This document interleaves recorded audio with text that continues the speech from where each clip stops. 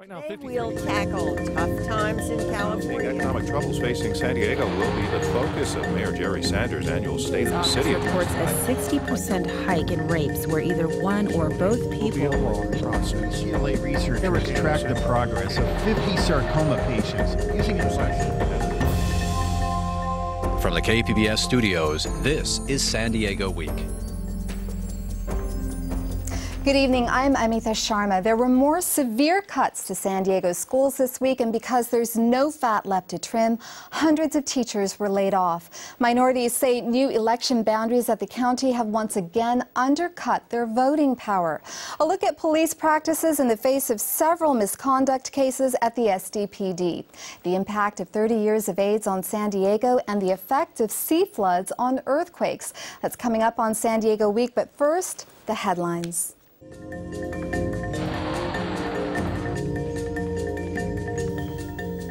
Peggy Pico joins me from the KPBS News Center. Peggy? President Obama took Republicans to task for blocking a deal on raising the nation's debt ceiling. The president said GOP lawmakers are more interested in protecting wealthy Americans at the expense of the middle class.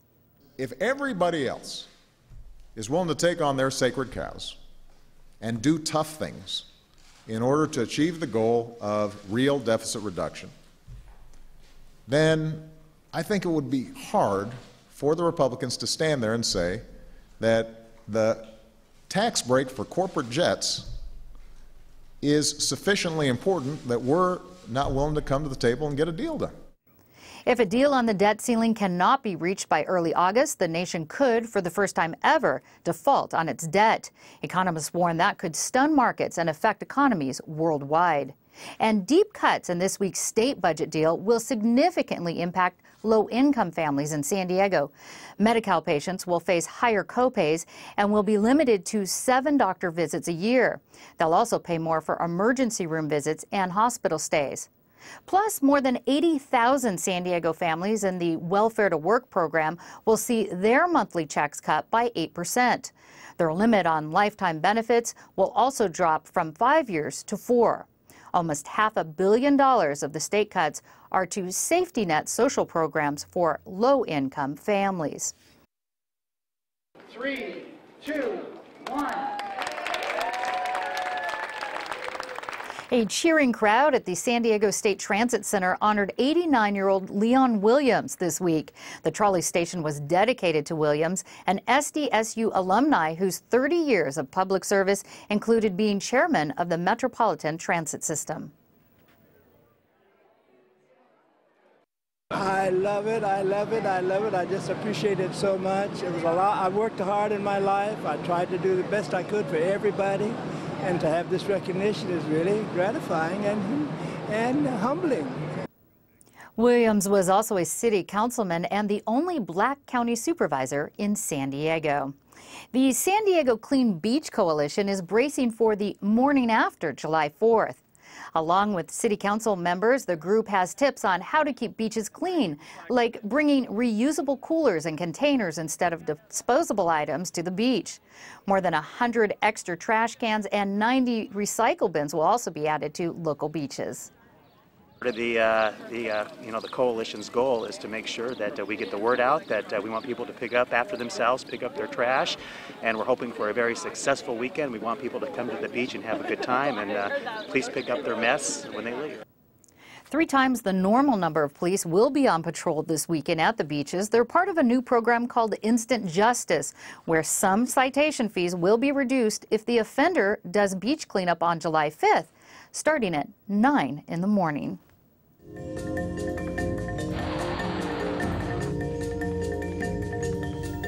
San Diego schools are losing 750 teachers because of deep budget cuts, the first time as far as anyone can recall. The layoffs have left parents and educators worried about the future of public education. KPBS education reporter Kyla Calvert joins me to talk about San Diego Unified's budget. Kyla, how crippling are these cuts, and what do they mean for San Diego school children? The layoffs that were approved on Tuesday would mean increased class sizes for students in kindergarten, second, and third grade. So right now those students are in classes that have 24 kids for every teacher. And next year, if these layoffs stand, they would have 30 children in those classes for every teacher. The other positions that have been cut include arts and music teachers for kids in older grades, an outdoor education program for middle school students, and resources for magnet programs. So I understand that there was this 11th hour effort to salvage some of these teaching positions in Sacramento. What can you tell me about that? And what kind of effect might that have on San Diego? Last night, legislators passed a law that said that school districts can't lay off employees based on projected funding losses. They can only lay off employees based on actual cuts or deferred funding.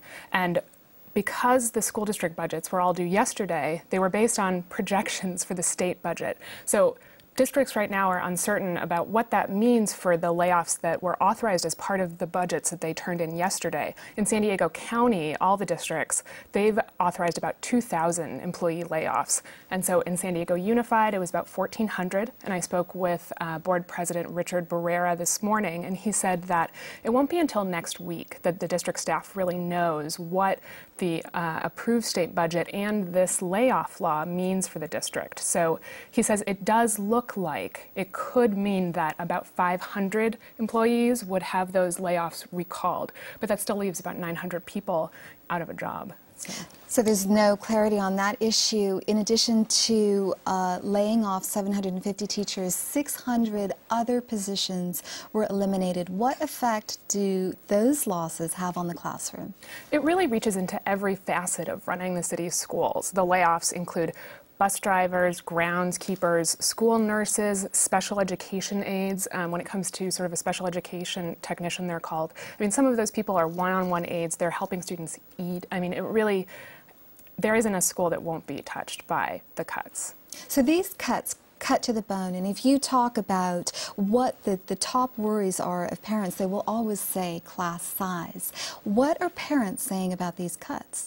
Since March, when the first layoff notices were sent out, parents and teachers, students even, have shown up at board meetings to talk about the lost opportunities for students that these really severe cuts will mean.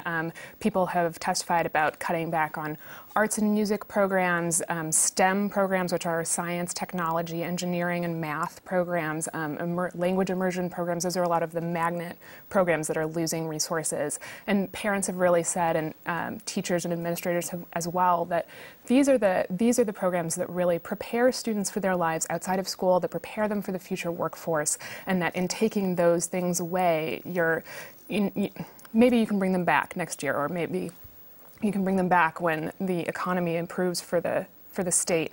But the students that are in school next year, they never get that year of education back. And so those cuts affect all of them. Okay, Kyla, thank you so much for talking to us.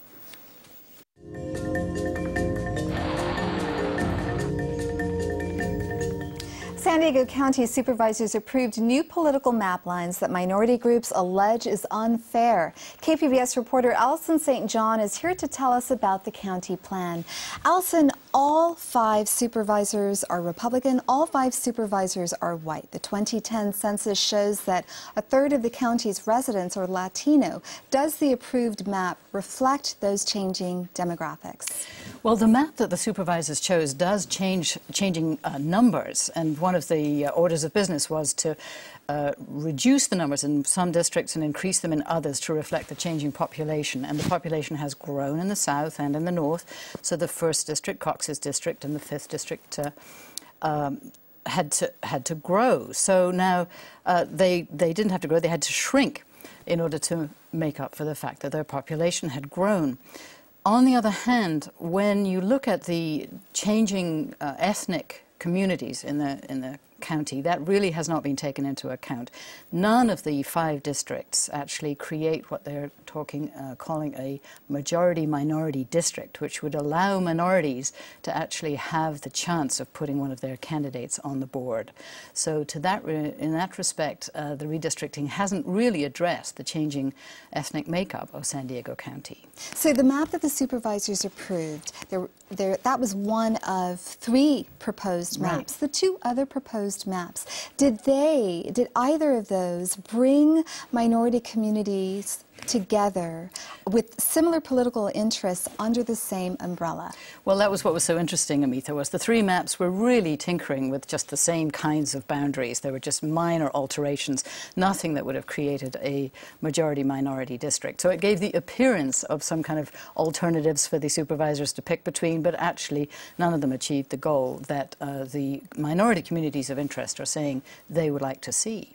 So some of the minority groups are alleging that the map that was adopted, that the lines were drawn within that map to deliberately maintain the status quo. What were some of the examples that they cited? Well, for example, in the North County, you have the communities along 78 from Oceanside, Vista, San Marcos, Escondido, that you would think are communities of interest and do include a lot of minority communities.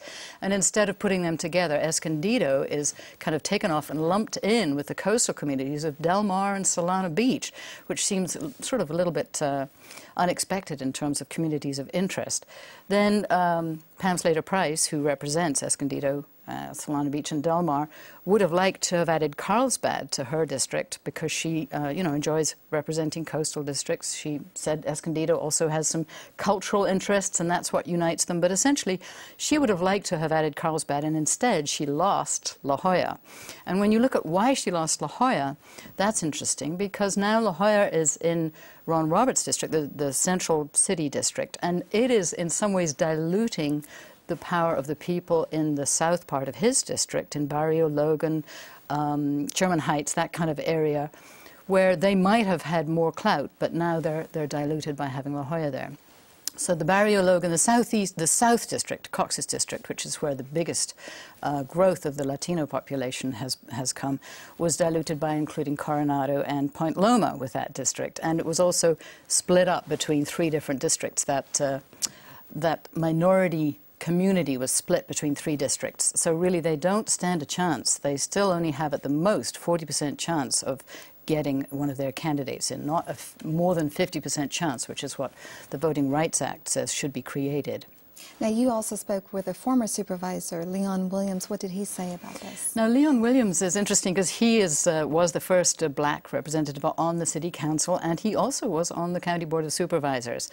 So we talked to him earlier, and here's his perspective.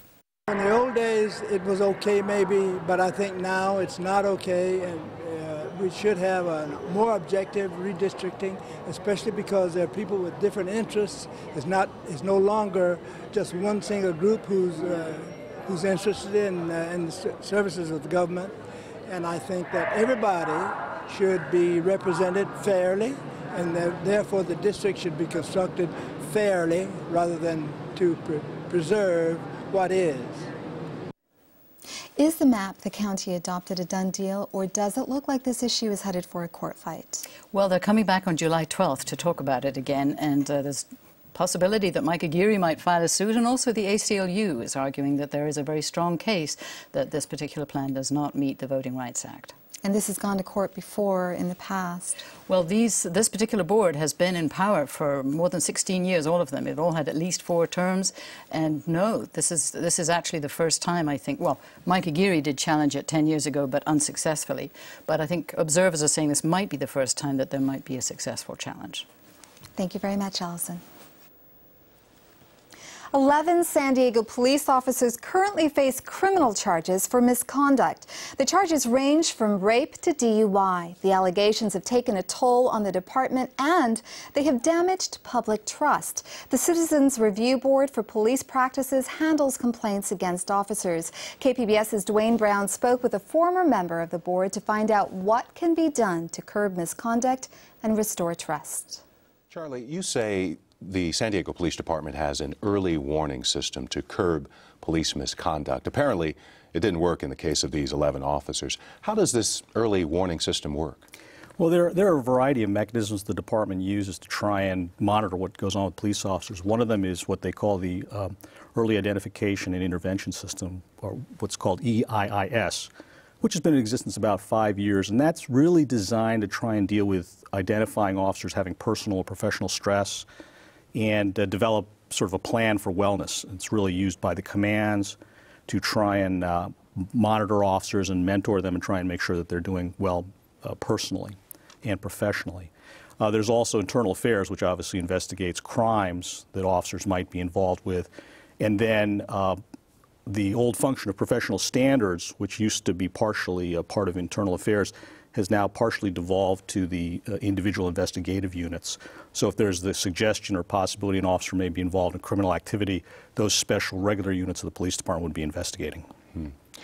What about the issue of public trust here? If you can't trust the police for security, who can you trust? You know, that's a real serious concern, and you know, unless you can provide your own private security, which most of us can't afford, there's an old saying, which is there's no 912, there's only 911.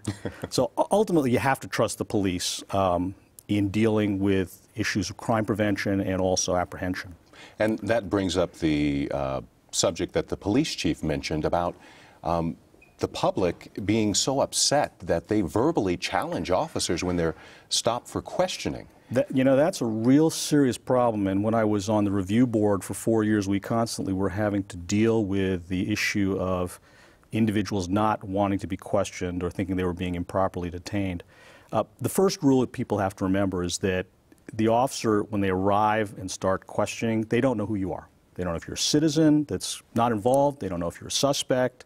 They don't know if you're involved in some other criminal activity. So the first rule is always to cooperate and follow the officer's instructions. If there's a problem, it's going to get resolved later. Now, there is a time when you necessarily don't have to, say, for instance, show them your ID. When is that? Yeah, you don't have to show identification. We don't require people to have ID in the United States. The only time you would be required to show your identification is if you are driving a vehicle and you have to show your driver's license. If you don't have it, you better be prepared to be detained. Now, I have some stats from the Citizens Review Board that covers complaints against the police department. In 2008, there were 40 complaints. Right. 2009, there were 46 complaints. Right. And it's expected to nearly double for 2010. The question here is, do you think police abuse is getting worse, or is this just a wave of public perception? You know, the number of complaints is driven by two factors. One, how aware people are to know to complain. And so one of the objectives of the review board and the police department is trying to get people to know that if they're not satisfied, they can either file a complaint with the command, they can contact the review board, or they can call the chief's hotline, which is recently set up for anonymous complaints. As far as the numbers going up, partially it's an awareness issue. Partially it's also the fact that the department is simply shrinking, and we've gone down from probably 2,300 authorized officers down to about 1,800 now. That means more overtime, more stress, and less oversight to a certain extent by the sergeants because there are just not enough people. And the less monitoring you have, the more stress you have, the more problems you're going to have. Thanks, Charlie. My pleasure. Thanks a lot, Dwayne. The Citizens Review Board has a 24-hour confidential hotline for police misconduct complaints. To date, 118 complaints have been received and are being investigated. The hotline number is 619-531-2672. Complaints can also be submitted in person at any police department or online at sandiego.gov/Citizens Review Board.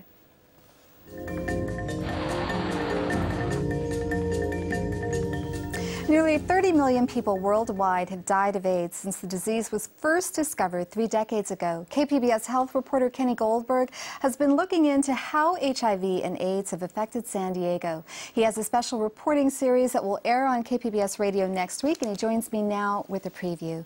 Kenny, how did doctors first discover AIDS? The first cases cropped up about 30 years ago in Los Angeles when a group of previously healthy gay men came down with a rare form of pneumonia. Then about a month later, another group of gay men came down with an unusual form of cancer. And looking back, that was the beginning of the AIDS epidemic. In those early days, what was it like for doctors to treat the disease, and what was it like for patients who had the disease? Well, the amazing thing about it was when you look back 30 years ago, doctors had no idea what the disease was. Nobody even knew what AIDS was. They didn't have a name for it. And it was very mysterious. They didn't know what caused it, who was affected by it, and so when patients would come into care, they really didn't have much to offer them. And doctors told me in the early days of the epidemic, the survival rate was only about 6 months after somebody came into care before they would die. Taking into consideration that survival rate, what kind of toll has AIDS taken on San Diego? In 30 years, about 7,300 San Diegans have died of AIDS. Now, more than 600,000 have died in the United States, and as you said in the intro, about 30 million worldwide. There have been enormous strides made in treating HIV and AIDS. What kind of life do people who have been diagnosed with the disease lead today? How much of a normal life do they lead? They can lead a very normal life, especially if they start treatment early in HIV.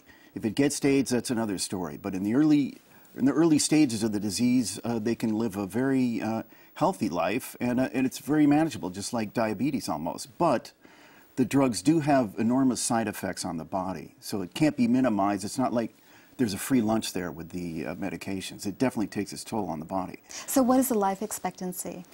Almost as much as you or I. Maybe 5 years less, perhaps.